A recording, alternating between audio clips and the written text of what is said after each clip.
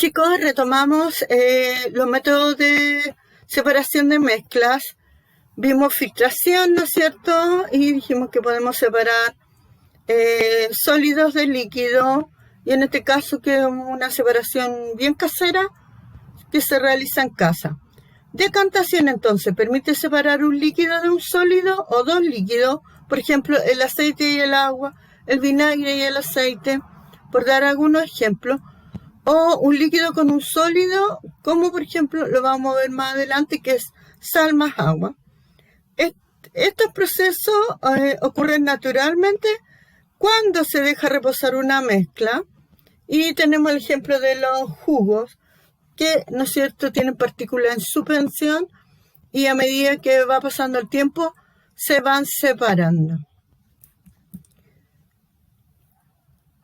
Tamizado permite separar sólidos de sólidos cuyos componentes son de distinto tamaño. Es muy utilizado en repostería, por ejemplo la harina, para dejarla muy finita, los queques, qué sé yo, la mamá le saca los grumos. Aquí también tenemos, por ejemplo, el azúcar flor, que puede ser, que se agrega a los pasteles. Y en jardinería y construcción es típico que se trabaja con esto, ¿no es cierto?, para separar la tierra o las piedras.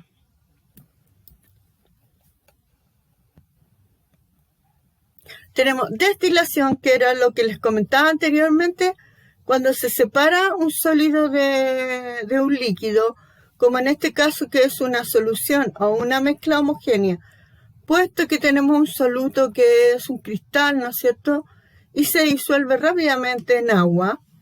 Para poder separar el agua salada de sus dos componentes, que es la sal y el agua, tenemos que aplicar calor. Esto lo podemos asociar, ¿no es cierto?, al ciclo del agua, cuando el sol, ¿no es cierto?, calienta los océanos y se produce la evaporación. Recuerden que el agua líquida alcanza el estado de evaporación a los 100 grados Celsius y pasa por este tubo refrigerante en estado vapor de agua, pero sin embargo este tubo refrigerante tiene una entrada de agua fría, por lo tanto cambia la temperatura y el vapor se condensa y pasa a estado líquido. A este método se le denomina destilación y lo vamos a ver más adelante en la destilación fraccionada del petróleo. Avancemos entonces. Tenemos la separación de mezcla en la industria y aquí fíjense que ya vimos estos métodos, que son dos.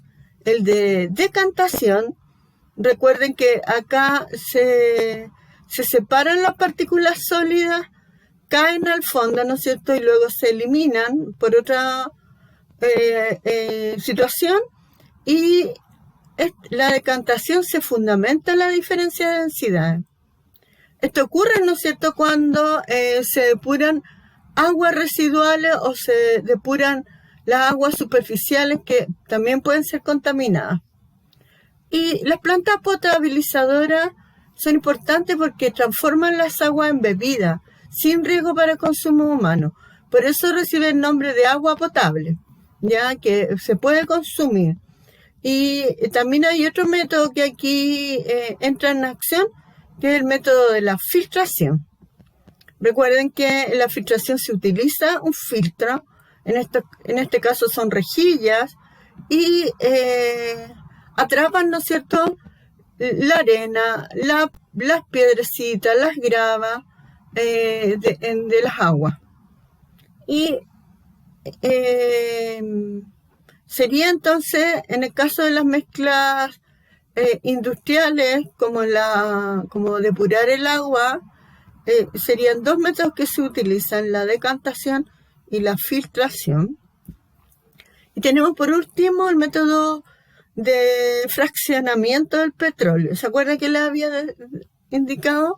O destilación de petróleo. Eso estamos repitiendo lo mismo que expliqué con la sal y el agua, pero a diferencia acá tenemos el petróleo. El petróleo es una mezcla de varios hidrocarburos y cuando se calientan, ¿no es cierto?, y llega a una temperatura aproximadamente de 400 grados Celsius o más, empieza a evaporarse y empieza a obtener, de esta forma se empieza a obtener distintos derivados del petróleo de acuerdo a la temperatura que alcance el petróleo, ¿no es cierto? Y se pase como a un estado de vapor. Aquí lo dice, ¿no es cierto? El petróleo crudo se calienta, genera ese vapor que ingresa a la torre y asciende por ella y se separa según los componentes a diferentes temperaturas en los distintos niveles de la torre. Y nos queda por ver en esta unidad este objetivo prioritario, ¿no es cierto?, que es identificar los cambios de la materia relacionados con los cambios físicos y químicos. Aquí podemos observar que la materia puede cambiar, pero hay que hacer una distinción. De cambio físico, ¿no es cierto?, que es un cambio solamente en el estado físico, es decir, de sólido pasa a líquido y de líquido a estado vapor de agua. Y lo interesante de estos estados físicos es que pueden ser regresivos. Es decir, puedo pasar del estado gaseoso al estado líquido y del estado líquido al estado sólido. Cambio físico. Y aquí tenemos frente, ¿no es cierto?, un cambio químico donde yo combustiono y quemo un pedazo o un cuerpo combustible como este pedacito de fósforo y obtengo cenizas, ya, dióxido de carbono, que es el humo, ¿no es cierto?, y obtengo energía, obviamente, porque cuando yo caliento cuerpos combustibles para eso, ¿no es cierto?, y se produce una emisión de luz. Aquí estamos frente a un cambio químico. Y nos queda entonces ver con más detalle lo que les explicaba. Los cambios físicos son transformaciones que alteran solo el aspecto de la materia. Ya puedo pasar el agua de estado sólido a líquido, pero no altera su composición. Y acá tenemos el ejemplo de los estados de agregación, que sería de sólido a líquido y de líquido a gas. También existen otros tipos de cambios físicos que tienen que ver con la dilatación térmica, que ocurre, ¿no es cierto?, en el termómetro, que es el aumento de la longitud del volumen de una sustancia producto de la absorción de calor. Y también tenemos los cambios de forma. Cuando yo aplico fuerza y se produce una deformación permanente o transitoria o momentánea. Cambio físico. Cambios químicos son transformaciones que se producen en la composición y en las propiedades de una o varias sustancias, a partir de las cuales se generan otras distintas. El cambio de color, de pigmentación en los árboles es un cambio natural. El hombre no interviene. Sin embargo, tenemos otros cambios que sí podemos observar en casita: la formación de un precipitado, ¿no es cierto?, dentro de un calentador de agua, la liberación o absorción de calor, cuando enciendo una fogata o enciendo un pedazo de papel, la emisión de luz.